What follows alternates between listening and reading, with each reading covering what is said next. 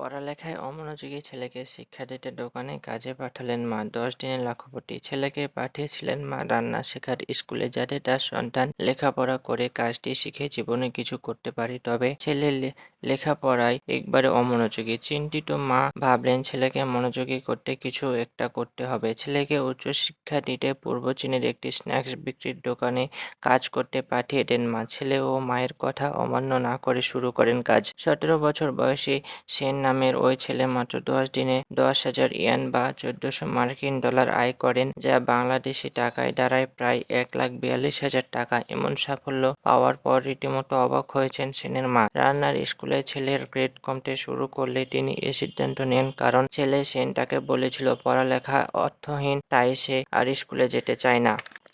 সেজন্য ছেলেকে বাস্তবতার সঙ্গে পরিচয় করাতেই এমন উদ্যোগ নিয়েছিলেন সেনের মা। তিনি বলেন, তার ছেলে সেন প্রতিদিন সকালে ঘুম থেকে উঠেই খাবার তৈরি শুরু করত।